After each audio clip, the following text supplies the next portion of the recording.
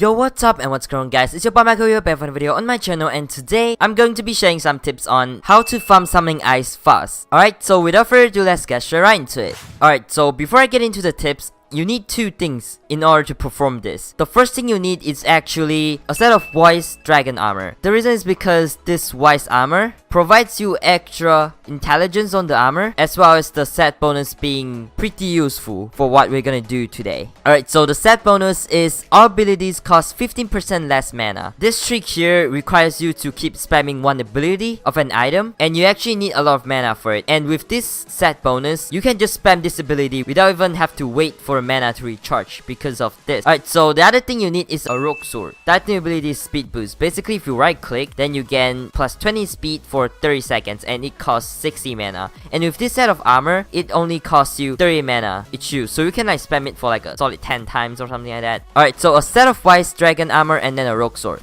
Basically, what you're gonna do is you're gonna abuse the speed. I will demonstrate later, but now let me just talk about the theory part. Like I said, with this armor, you can just abuse this ability and get up to 400 speed. And after 30 seconds, your mana will fully recharge and you can abuse it again. That's how OP this armor is for this particular method. But of course, before you do that, you need to make sure that you can still one-tap with this armor, because this armor doesn't give you extra critical chance or critical damage. It just provides you extra intelligence. So what I prefer is I prefer higher critical chance, because even without my damage armor, I can still one-tap Zillits. So I don't have to worry about not being able to one-tap Zillits, because if you can't one-tap Zillits with Wise Armor, then this method is not suitable for you. So I need critical chance in order to perform more critical hits, so I can one-tap, because without critical hit, I can't one-tap. So when I'm wearing this armor, I have pretty much 72 critical chance and 166 critical damage. Okay, so I'm gonna demonstrate this method right now, so let's get straight right into it.